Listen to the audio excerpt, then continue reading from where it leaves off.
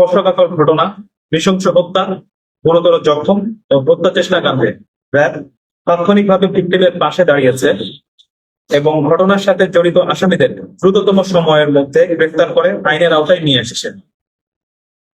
গত 20 জুন 2026 দুপুর আনুমানিক 4:30 ঘটিকায় রাজবাড়ী জেলার গোয়ালন্দ উপজেলার পোড়াভিটা এলাকায় ভ্রাম্যমাণ আদালত অভিযান পরিচালনাকালে উপজেলা সহকারী কমিশনার ভূমি নির্বাহী ম্যাজিস্ট্রেট মাদকদ্রব্য নিয়ন্ত্রণ অধিদপ্তর রাজবাড়ীর পরিদর্শক সহ আরো 10 থেকে 12 জন সরকারি কর্মকর্তা কর্মচারীর উপস্থিতিতে আসামি ফয়সাল শেখের দেহ তল্লাশি করে মাদকদ্রব্য হেরোইন উদ্ধারপূর্বক গ্রেফতার করে সাজা প্রদানকালে তার সহযোগীরা কর্তব্যরত সরকারি কর্মকর্তা ও কর্মচারীগণকে অপহরণ করে এবং অতর্কিত হামলা করে আসামিকে জোরপূর্বক ছিনিয়ে নিয়ে যায়।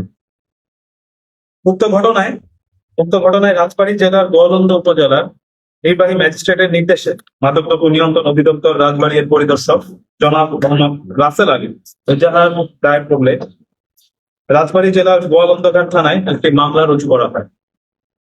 পরবর্তীতে উক্ত মামলার তদন্তকারী কর্মকর্তা উল্লেখিত ঘটনার সাথে জড়িত আসামিদের আইনের আওতায় নিয়ে আসার লক্ষ্যে অধিনায়ক র্যাব 10 বরাবর একটি অভিযোজন পত্র প্রেরণ করে। উক্ত অভিযোজন পত্রের ভিত্তিতে র্যাব 10 সিপিসি 3 ক্যাম্পের একটি আভিযানিক দল আসামিদের গ্রেফতারির লক্ষ্যে গোয়েন্দা নজরদারি বৃদ্ধি করে।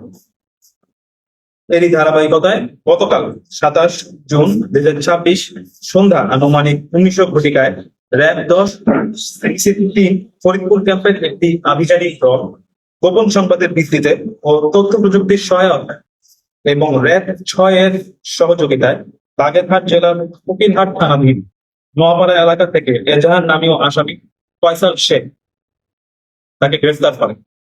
উল্লেখ্য, ফয়সাল শেখ রাজবাড়ী জেলার গোয়ালন্দঘাট থানার একাধিক মাদক মামলার এজাহারভুক্ত আসামি। গ্রেফতারকৃত আসামিকে পরবর্তী আইনগত ব্যবস্থা গ্রহণের লক্ষ্যে সংশ্লিষ্ট থানায় হস্তান্তর করা হচ্ছে।